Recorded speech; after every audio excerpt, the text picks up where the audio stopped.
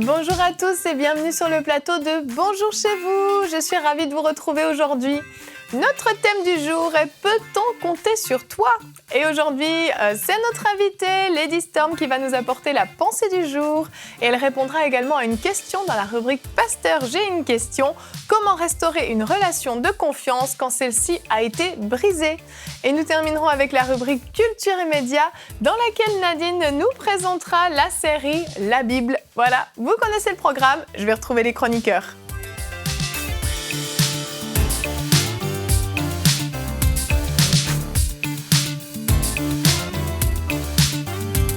Bonjour à tous. Bonjour Hélène. Ça va bien aujourd'hui? Ça va bien, toi aussi? Ça va très bien, merci.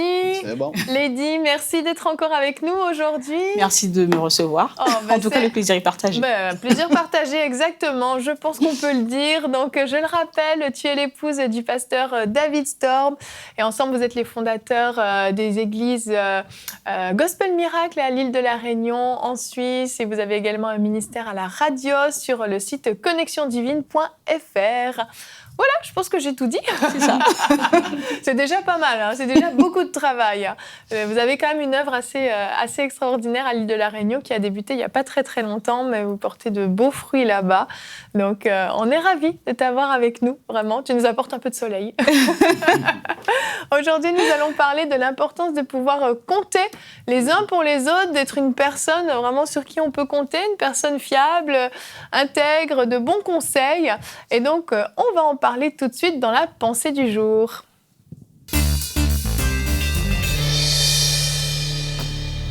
Donc Lady, le titre de ta pensée est « Suis-je une personne sur qui on peut compter ?»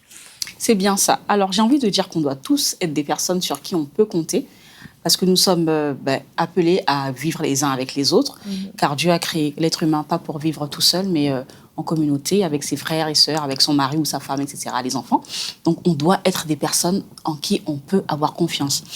Et j'ai envie de dire que c'est humain. Donc, comment puis-je être une personne sur qui on peut avoir confiance? Alors, c'est des principes qui ne s'effacent pas, qui sont immuables, de génération en génération. Donc, autant continuer dessus pour que ça fonctionne, toujours. Alors, il faut être quelqu'un de discret.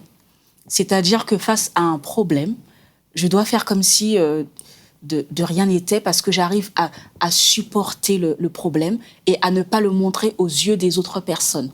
Notamment, pour nous les femmes, même les hommes aussi, les maris, lorsqu'il y a quelque chose à la maison qui se passe dans la chambre et qu'on a des invités au salon, on est capable de s'échanger des petites phrases et après de sortir, voir nos invités et de faire comme si de rien n'était. Voilà, parce qu'il faut se protéger les uns des autres et ne pas fragiliser ceux qui sont plus faibles et ne pas leur, comment dirais-je, être une pierre d'achoppement pour les autres aussi. Donc, nous devons être des personnes stables, mentalement stables, moralement stables, afin que les autres puissent prendre exemple sur nous, parce que j'ai envie de dire qu'on représente Dieu sur la terre, donc c'est à nous de montrer quelles sont les caractéristiques de Dieu, afin que le monde voit en nous, c'est vrai, c'est des enfants de Dieu, alors je peux lui faire confiance parce qu'il dit qu'il sert Dieu, ou parce qu'il dit qu'il est chrétien, parce qu'elle dit qu'elle est chrétienne, je peux lui faire confiance. On doit être quelqu'un qui inspire confiance, ce qui veut dire que je peux me confier en toi parce que je sais que tu garderas le secret. Non qu'un jour, après une dispute, que tu puisses divulguer mon secret. Et dans la semaine dernière, j'étais chez ma coiffeuse et il y a une dame qui est rentrée. Et du coup, elle partageait, comme on se retrouve, c'est comme un salon de thé, en fait, entre femmes. Et c'est pour nous un temps mais privilégié parce qu'on partage énormément par rapport à nos expériences. Et ça nous permet aussi de partager par rapport à la parole et de nous encourager les unes les autres.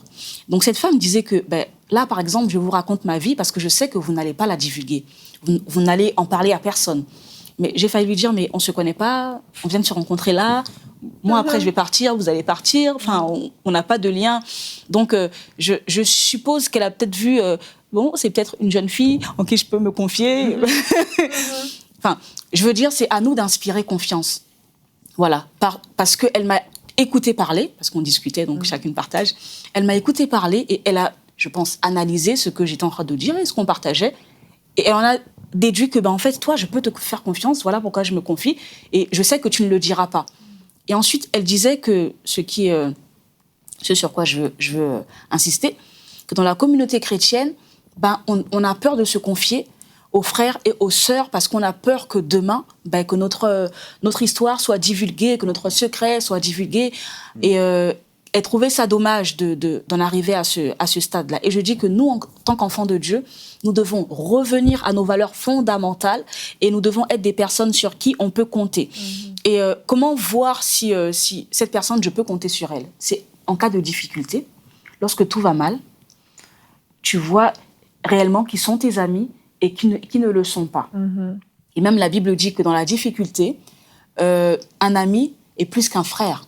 En fait, un ami se révèle être un frère parce que c'est dans la difficulté qu'il fait voir quelle est sa valeur et qui il est réellement.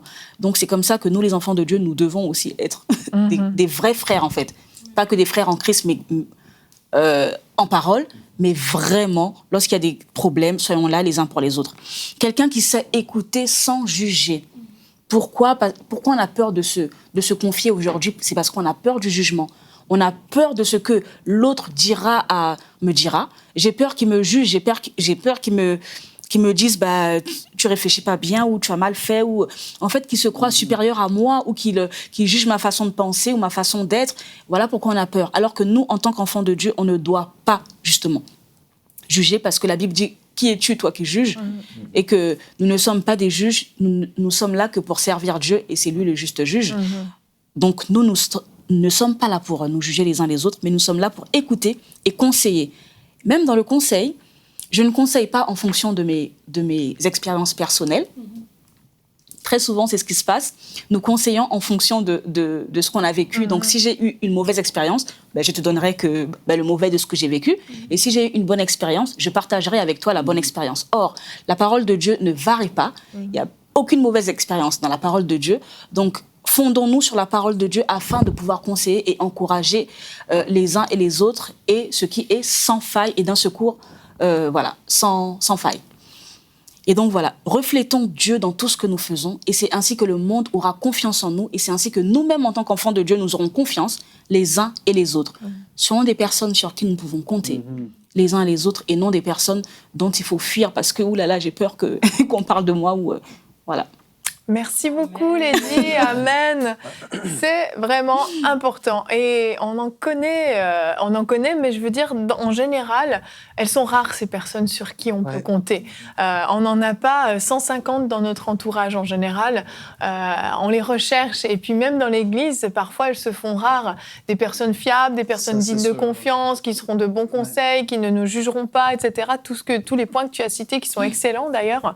Malheureusement, ces personnes-là sont rares, et puis on aimerait bien en avoir un peu plus, mais c'est vrai que de nos jours, le fait de déjà garder un secret, par exemple, ou le fait de pouvoir vraiment s'appuyer sur quelqu'un quand on est dans le besoin, pouvoir appeler quelqu'un qui viendra nous aider, qui interviendra quand on est dans le besoin, ça se fait de plus en plus rare parce qu'on est dans une société qui est de plus en plus individualiste, on le sait, on tend vers ça, c'est un peu du chacun pour soi, et puis on ignore un petit peu ce qui se passe à droite et à gauche. Alors si nous, en tant que chrétiens, on ne réussit pas à être des personnes sur qui on peut compter, on se demande où on va en trouver en fin de compte. Donc c'est vraiment une responsabilité qu'on a devant Dieu, d'être ces personnes fiables en fait, pour nos frères, pour nos sœurs, mais aussi pour ceux qui sont du dehors, ceux qui sont en dehors de la maison, ceux qui ne sont pas à l'église, qui ne connaissent pas le Seigneur, pour que ce soit non seulement un témoignage, mais surtout pour que justement, comme tu le citais dans ce proverbe, au jour du malheur, ils se tournent vers nous, et puis ça peut sauver des vies, ce genre de choses.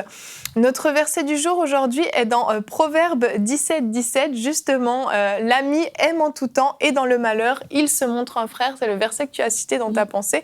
Et c'est ce vers quoi on devrait tendre, justement. Pas juste être des amis, mais passer au stade de frères, de sœurs dans ces moments difficiles, en fait. Il ne faut pas qu'on oublie ce que c'est que la vie chrétienne. On est une famille et on est des frères et sœurs. Et on doit vivre en tant que frères et sœurs. On est des hommes et des femmes de foi. On doit être digne de foi. Si on a la foi, comment est-ce qu'on ne peut pas être digne de foi? Si on a la foi, comment est-ce qu'on ne peut pas être quelqu'un digne de confiance ou quelqu'un fiable? Fiable, il y a le mot foi qui est là aussi. On doit être fiable, on doit être sérieux, on doit être honnête, et puis on doit avoir toutes ces vertus de la vie chrétienne. et dans les qualités qui ont été énoncées, je veux dire que ça doit faire partie de ce qu'est un enfant de Dieu. Oui. Et malheureusement, si on ne peut pas compter sur nous, c'est parce qu'on n'est pas assez, on n'est pas assez, je ne veux pas utiliser le mot sanctifié ici, mais je veux dire, on n'a pas assez le fruit de l'esprit en nous, et puis, ou alors on n'a pas réalisé son identité.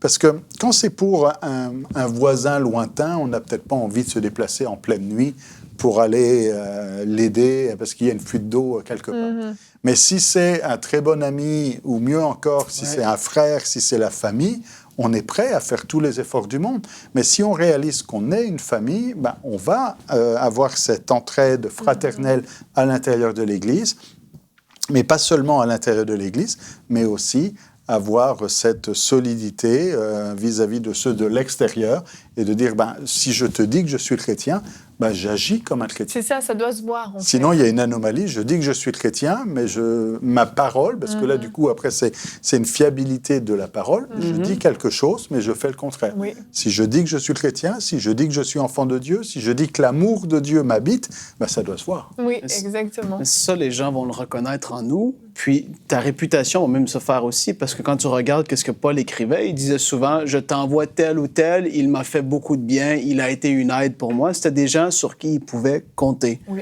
Et puis ça, moi, comme tu l'as dit tout à l'heure, même moi aussi, j'en ai 2, 3 personnes à qui vraiment je pourrais m'ouvrir ou savoir que peu importe ce qui arrive, je l'appelle, je vis ça tel...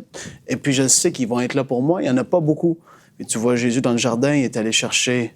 Il n'en a pas pris toutes les 12, il en a pris juste ceux qui étaient proches de lui, les 3 plus proches, ils apportaient, puis il a vécu une déception. Il a dit, vous n'avez pas pu veiller quelques heures, juste 1 heure pour prier. Moi, j'ai compassion. Ils n'ont rien répété. Mais c'est ça. J'ai compassion pour ces 3 disciples. Ah, tu te dis, ça, c'est quelque chose. Je pense que je me serais endormie. Tu te dis, mais c'est très, très bien cette pensée-là, parce qu'on n'a pas souvent touché ce sujet-là dans Bonjour chez vous, puis je trouve que c'est tellement important d'être quelqu'un comme ça, que ta réputation, quelqu'un te dit quelque chose de secret, ils peuvent savoir qu'ils peuvent compter sur toi pour garder cette chose-là. Et ça n'a pas de prix. Je veux dire, il n'y en a pas beaucoup dans la société aujourd'hui, des gens comme ça. Vrai. Et puis, pour moi, ça me bénit. Et puis, quand il y a quelqu'un comme ça, accroche-toi à cette personne-là parce que c'est des gens comme ça que tu as besoin autour de toi. Vraiment. Ça, c'est clair. Hein. C'est sûr. Il en manque vraiment, en fait. Ouais, la discrétion, comme vous avez noté dans votre pensée, c'est tellement important parce qu'on sent, des fois, on a l'impression que être quelqu'un sur qui on peut compter, c'est être quelqu'un sur qui, si on m'appelle, je peux rendre un service. Et oui, il y a l'aspect serviabilité, mais la discrétion, c'est une valeur intrinsèque, c'est une valeur personnelle. Ça ne demande pas de l'argent, c'est juste ton caractère que tu dois le développer. Et c'est toi, Pasteur Jonathan, qui a dit que quand on est une église, on est une famille. C'est ton frère, c'est ta sœur. Et cette discrétion-là, tu l'appliques dans l'église parce qu'il y a des gens qui arrivent à l'église et qui sont déçus parce qu'ils te prennent comme mon frère. Je te prends comme ma sœur, je me confie en toi. Et parce que la personne en face manque de discrétion, il y a des gens qui quittent l'église. Pour ça, il y a des gens qui sont déçus, qui sont vraiment brisés parce qu'ils ont confié des choses importantes. Et en tant que personne, je crois qu'il y a des gens qui, sincèrement, veulent être des personnes sur qui on peut compter, mais manquent de discrétion sans s'en rendre compte. J'ai souvenir des gens qui... pour gagner ta confiance, pour te montrer qu'ils sont une personne de confiance, ils vont te dire « Mais tu sais, je connais le secret de telle personne, je ne l'ai jamais dit, je connais ça, pour te montrer qu'ils connaissent des choses importantes. Mais déjà, tu viens de me dire la vie de X, Y, Z, tu viens déjà de défaire ce que tu as essayé de construire. Donc, je crois que c'est important. Des fois, on pense qu'on est discret, mais on ne l'est pas. Mais savez, testez-vous. Si je connais une chose très importante, je connais la situation financière d'un frère dans l'église, ou je connais la situation du mariage d'un responsable dans l'église, et je suis capable de le garder pour moi, c'est déjà un bon test pour dire que oui, je suis une personne sur qui on peut compter. Mais si cette situation brûle mes lèvres et que j'ai envie de le partager pour qu'on prie pour la personne, donc là, ça veut dire, Seigneur, fortifie-moi encore, j'y suis pas encore arrivée. J'aime bien tes guillemets. On se cache derrière ça, mais en fait, c'est juste qu'on a envie de dévoiler le secret. C'est vrai, hein, c'est vrai ce que tu dis. Dernièrement, je suis allée réserver une salle pour notre église, et c'est une salle qu'on loue chaque année à la même date. C'est un événement qu'on fait pour les enfants. Et en fait, l'année dernière, ils avaient voulu annuler notre réservation à la dernière minute. Et la personne qui nous avait fait remplir les documents nous connaissait. Elle avait vu comment on était, elle avait vu que notre église, c'était une fête pour les enfants, que c'était beau, et même elle m'avait dit que son copain était venu à la fête avec son fils une fois et comment ils avaient aimé ça, etc. Et elle s'est battue pour nous, en fait, et nous, on l'a su après coup. Elle s'est battue auprès de son comité, auprès de son patron, pour qu'on puisse garder cette location. Ouais. Parce qu'elle a dit, je sais qui vous êtes, je sais que vous êtes fiable, je sais que vous nous avez jamais déçus, vous avez jamais dérogé au règlement, etc. Vous êtes des personnes fiables et je trouvais tellement dommage qu'on vous laisse passer de salle. Et elle s'est vraiment battue pour nous, alors qu'on la connaît à peine. On a juste signé des documents avec elle quelques années de suite. Et je me suis dit, ça fait réfléchir quand même. On voit l'importance du témoignage. Le témoignage est passé au-devant de nous, au point où on a évité nous-mêmes de devoir nous battre, où on aurait pu carrément perdre le local. Et c'était 2 semaines avant l'événement, il aurait fallu chercher une autre salle, etc. Ça aurait entraîné des complications. Et je me suis dit, on voit vraiment cette importance du témoignage qui part avant nous. Là, c'était pas juste une personne, c'était carrément toute notre assemblée, en fait, qui avait porté un bon témoignage. Les gens avaient vu qui on était, le cœur qu'on avait. Et c'est important. Parfois, on néglige justement ces choses-là. On est peut-être dans un magasin avec un vendeur, une vendeuse, et puis on va se permettre de se comporter de façon outrageante en essayant de négocier le prix, en leur disant que c'est des menteurs, que c'est des tricheurs, etc. Mais on ne sait pas ce que ça peut produire derrière. Donc, c'est important vraiment de toujours veiller à ça, que ce soit justement avec les gens proches, mais aussi les gens autour de nous, parce que la personne qu'on est, on communique Christ, en fait, autour de nous. Et c'est ça qui est important. Quelle image on donne de Christ, finalement ? Quelqu'un de fiable, quelqu'un sur lequel on peut compter, c'est quelqu'un... On va utiliser ça dans le langage populaire, on va dire il a une parole. Oui. C'est quelqu'un quand il dit sa parole, il a une parole. Mais c'est ce que dit la Bible. L'apôtre Jacques reprend les paroles de Jésus en disant que ton oui soit oui, que ton non soit non. Et ce qu'on rajoute, ça vient du malin. Il va fort. Hein? Oui. Et donc, si tu dis quelque chose et que tu ne le fais pas, si tu dis quelque chose, puis après tu rajoutes oui, mais il y avait des circonstances, il dit tout ce que tu rajoutes, ça vient du diable. C'est vrai. Quand tu dis quelque chose, tiens ta parole. Et c'est ça aussi. On est des hommes de la parole, des femmes de la parole. On veut prêcher la parole. On prêche une parole. Hein. Le mot parole revient souvent. Et la parole que l'on prêche est une parole de vérité. Et on doit, à plus forte raison, donc, je veux dire par répercussion, nous aussi, lorsqu'on annonce une parole ou quand on donne notre parole, que notre parole soit vraie. Sinon, ça va décrédibiliser tout le message de l'Évangile. Si on dit « je vous annonce la vérité », mais moi, quand je vous dis quelque chose, c'est pas forcément vrai, dans ce cas-là, la proclamation de la vérité n'est plus vraie. Exactement. Et ça pose un problème. Exactement, c'est vrai. Et puis même si on voit sur un autre aspect, pour nous qui parlons de l'Évangile, en fait, ça va au-delà de notre propre personne. C'est-à-dire qu'en parlant de Dieu, donc le monde voit Dieu au travers de nous. Et donc, il suffit qu'on divulgue un secret ou que quelqu'un ait l'impression que son histoire a été entendue quelque part, que ça brise sa foi. Et ça détruit parce qu'en fait, il se dit, si toi qui représente Dieu, tu me fais ça, c'est que Dieu ne m'aime pas, c'est que Dieu m'a oublié. En fait, il nous voit directement représentant de Dieu.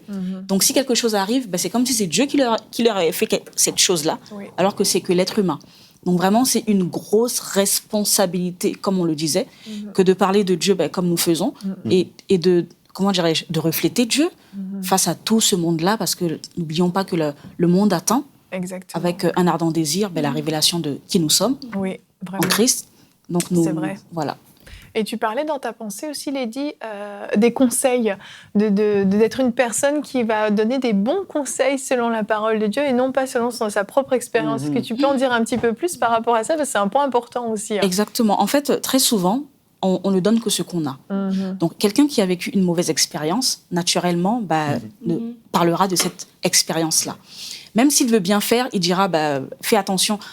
Une femme qui a eu une mauvaise expérience avec son mari ou son fiancé ou quelque chose comme ça, elle dira, fais attention parce qu'ils sont comme ci, comme ça, comme ça. En fait, elle va même polluer l'esprit de la personne, alors que la personne n'a pas vécu tout ça et elle n'en a pas besoin. C'est son expérience à elle, personnellement. Et elle généralise et elle donne des conseils en fonction de sa propre histoire. Donc, quelqu'un sur qui on peut compter ne se base pas sur son expérience. Ton expérience, c'est à toi, elle est personnelle, elle est individuelle. Elle n'est pas... Nous ne sommes pas le reflet de la société, ni je sais pas, un pourcentage tel qu'on peut se prendre comme un exemple et puis dire, tu sais, moi j'ai vécu ça, donc la vie est comme ça. Non, c'est que dit la parole de Dieu.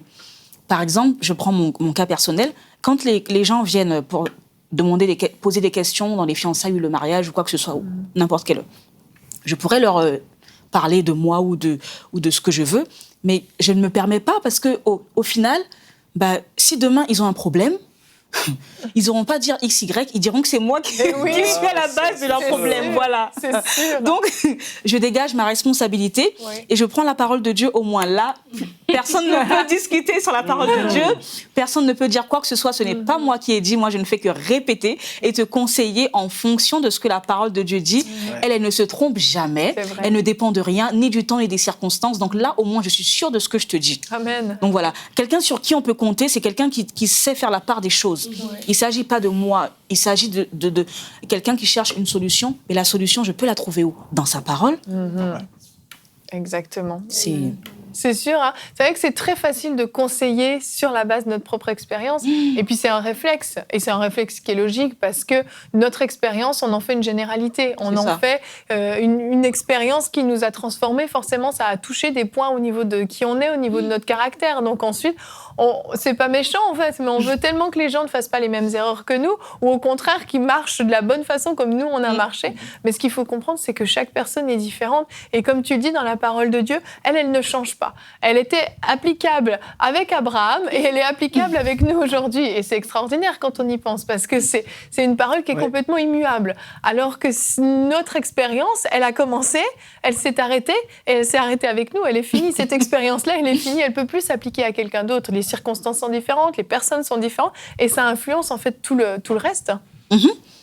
C'est ça, on peut avoir une mauvaise expérience avec avec une pizza, parce qu'il y avait un noyau d'olive qui nous est resté coincé, et alors on va dire attention, mangez pas de la pizza, parce que vous allez vous coincer un noyau d'olive dans la gorge. C'est pas parce que ça vous arrive une fois que ça va arriver à tous les mangeurs de pizza. C'est vrai.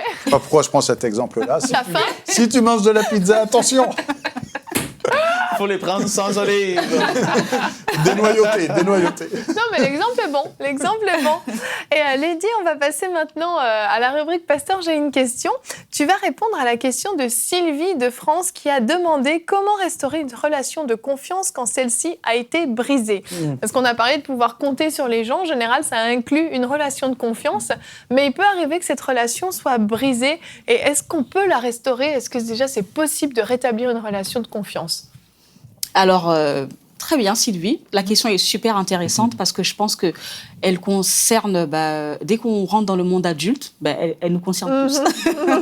Donc oui, on peut restaurer une relation de confiance. Pourquoi ? Parce qu'il n'y a pas de fatalité avec Dieu. Dieu peut restaurer, il peut mettre un point final sur ce que nous avons vécu hier et il peut réécrire une histoire, mais tout à fait merveilleuse. Et d'ailleurs, la Bible dit que la gloire de la seconde maison sera plus grande que celle de l'ancienne maison. Pourquoi ? Parce que Dieu réécrit et les choses sont de plus belles. Alors, que faut-il faire lorsque deux personnes ont vécu une situation et qu'il y a manque de confiance ? D'où vient le manque de confiance ? À partir du moment où je m'attends à toi parce que je t'aime ou parce que je t'aime d'amitié ou d'amour, donc j'ai une relation émotionnelle envers toi. Pour moi, tu ne peux pas me parler comme ça, tu ne peux pas agir de la sorte envers moi, parce que ce n'est pas ce que j'attends de toi. Alors, si tu me fais cela, ça me déçoit parce que ça va à l'encontre de mes attentes envers toi. D'où vient la déception, d'accord ? Quelqu'un que vous ne connaissez pas ne peut pas vous décevoir parce que vous n'attendez rien de lui, vous n'avez aucune attente, aucune attache émotionnelle. On est déçu par quelqu'un dont on attend quelque chose, de l'affection, de l'attention, etc. Mais on n'est pas déçu par quelqu'un envers qui on n'attend rien, d'accord ? Donc, la déception, je dirais, et en amitié ou en amour, elle peut arriver parce que nous ne sommes que des êtres humains. Maintenant, lorsqu'elle arrive, il y a deux choses. Il faudrait que celui qui est déçu fasse un effort. Celui qui a déçu fasse également un effort. Pourquoi ? Parce que la vie est un choix. Je choisis avec qui je veux vivre et je choisis ma vie.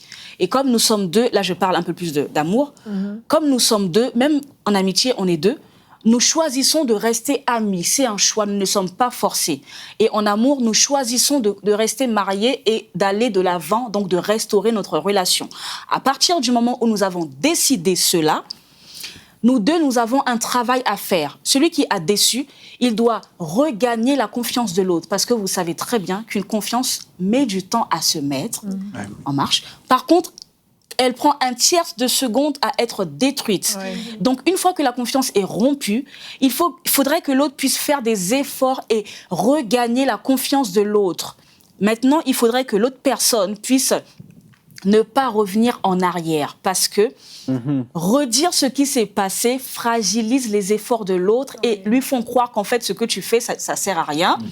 Il vaut mieux rester comme ça. D'ailleurs, tu m'as déçu, c'est une fatalité, on ne peut pas s'en sortir. En fait, répéter l'objet de la déception décourage l'autre. Alors que si vous avez choisi de faire des efforts, c'est que vous devez aller dans le sens de la réconciliation et de la restauration.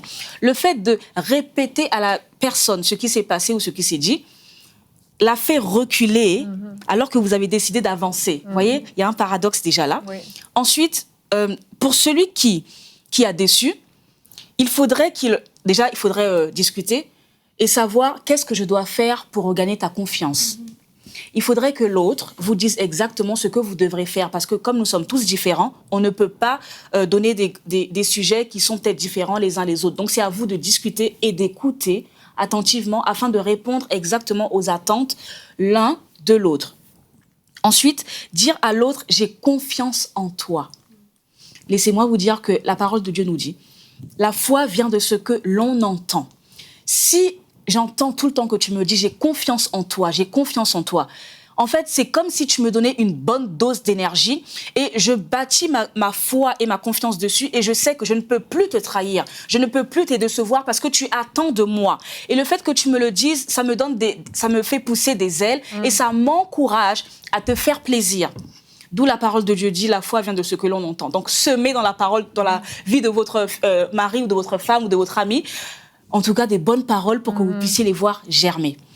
Donc, ne pas répéter ce qui s'est passé, semer. J'ai confiance en toi, je crois en toi, je sais que tu es capable. En fait, même si humainement parlant, vous avez tendance à ne pas y croire, mais l'autre en a besoin pour sa reconstruction.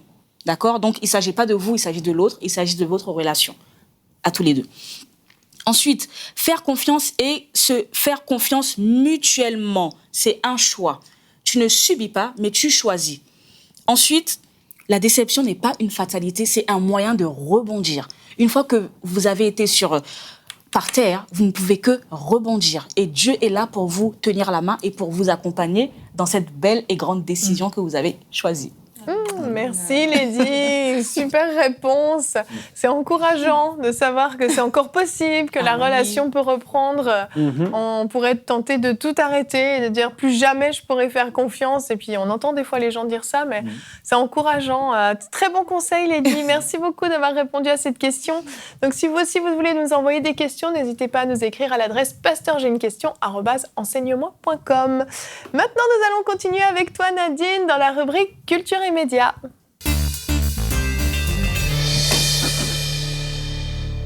Donc Nadine, aujourd'hui, tu nous parles de la série The Bible ou la Bible en français qui est sortie. Ça fait combien de temps maintenant ? En 2014. En 2014.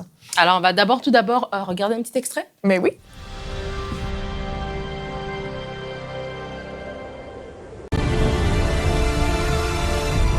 Ceci est toute l'histoire de la Bible. Seigneur!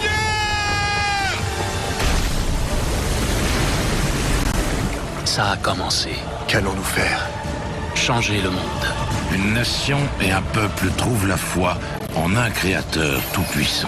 Vous n'avez qu'un seul Père, et il est au ciel. Vous n'avez qu'un seul Maître, c'est le Christ. Leur histoire nous aide à définir qui nous sommes.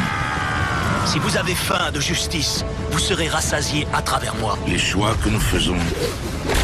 Tout homme qui croit en moi, jamais ne mourra. Comment nous vivons? Heureux les pauvres, car le royaume des cieux est à eux.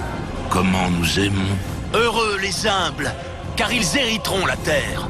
Comment nous luttons et nous triomphons. Il n'y aura plus ni mort, ni deuil, ni cri, ni douleur. Je viens bientôt. Et voilà. Quelle bonne annonce. The Bible. Yes. En anglais. Alors, c'est une série qui a été faite en 2014 par le couple de Mark Burnett et Romar Downey. C'est, si jamais vous connaissez Survivor ou Touched by an Angel, qui en français, c'est Les Anges du Bonheur. C'est des séries que madame a joué, monsieur a produit. Mark Burnett, c'était vraiment un grand producteur hollywoodien qui a fait beaucoup de films. Donc, ils ont vraiment une longue feuille de route. Mais là, ils sont chrétiens. Donc, là, ils ont décidé de faire cette série. C'est une série de 10 épisodes d'1 heure chacun. Donc, c'est 10 heures. Et en fait, c'est vraiment toute la Bible. Ça part de la création. Il y a une petite scène de la création. Il y a Noé, il y a l'Arche, il y a Moïse, l'Exode, Josué et la conquête, Samson, jusqu'à Jésus, sa mort, sa résurrection, son ministère. Donc, ça fait vraiment un survol. Et ça ne s'arrête pas. Sur chaque épisode, il peut y avoir 2 histoires à l'intérieur. Donc, c'est bien aussi pour vous qui ne connaissez pas votre Bible de vous remémorer parce que chaque histoire est un peu mélangée. Donc, ça vous donne aussi un petit cours en même temps. Ce qui est bien de cette série, c'est que ça montre un peu le côté émotionnel des personnages. C'est vraiment bien monté, vraiment comme un film. Tu vois vraiment que Agar, que Sarah, quand elle a dit à Abraham d'aller vers Agar, mais elle a pleuré. Tu vois, c'était pas juste, OK, vas-y, tranquille, non. Tu vois vraiment qu'il y avait aussi une lutte dans le cœur de chacun. Tu vois Daniel dans la fosse oignon, qui avait une lutte aussi dans son cœur, mais qu'il a cru en Dieu. Donc, c'est bien parce qu'en fait, tu sais, la Bible nous dit qu'Élie était de la même nature que nous. Et quand on voit cette série, on voit les personnages, en fait, comme des humains qui ont vécu ces choses, mais après, on a raconté leur histoire, un peu comme si aujourd'hui, on racontait notre histoire par la Suisse. Et c'est la même chose, en fait, c'est que des fois, quand on lit la Bible, on voit des versets. C'est juste, on a lu ça en 4 versets, mais c'est toute la vie de quelqu'un qui est résumée dans ces 4 versets. Donc, c'est vraiment bien fait comme ça. Comme j'ai dit, c'est une série télé, donc c'est quand même les producteurs ont été créatifs dans la série. Donc, vous allez voir que son sang est noir, qu'il y a beaucoup de diversité ethnique dans les disciples aussi. Donc, ils se sont permis certaines créativités. Donc, ne vous dites pas que, ça colle pas exactement comme dans la Bible. Lui, ça arrive, par exemple, dans la scène de David quand il est loin. C'est pas exactement comme ça dans le texte biblique. Mais en fait, aussi, la série, ce n'est pas juste pour nous chrétiens, c'est aussi pour d'autres personnes, aussi pour les non-chrétiens puissent regarder et puissent aussi retourner à la Bible, en fait. Par rapport à ce que tu dis, je pense que c'est important de... C'est ça, faut être au courant que quand on regarde un film ou même une histoire où on raconte les choses de la Bible ne dit pas tous les détails. Donc, pour en faire un film, on est obligé, en fait, de mettre des choses autour.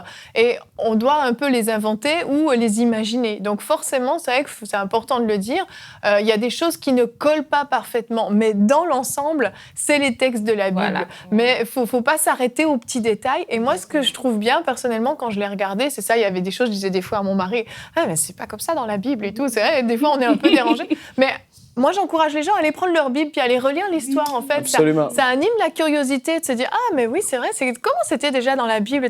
Et on va lire la Bible et puis on met ça en parallèle parce qu'au final, c'est ça reste un divertissement quand même. Hein, c'est à ça que ça sert. Mais ça peut nous donner soif d'aller revoir des histoires dans la Bible qu'on connaît peut-être pas suffisamment bien, qu'on n'a pas lu depuis longtemps. Et puis, je trouve que ça éveille cet intérêt. Donc, c'est sûr qu'il ne faut pas s'arrêter aux petits pépins. Je voulais le dire parce que moi-même, des fois, je bloque un peu là-dessus. Puis, au final, c'est pas ça qui est important, quoi. Oui, et ce que tu dis, Yveline, c'est exactement ce que les producteurs voulaient faire. En fait, j'ai trouvé une citation dans J'ai bien compris ce que je voulais. Wow!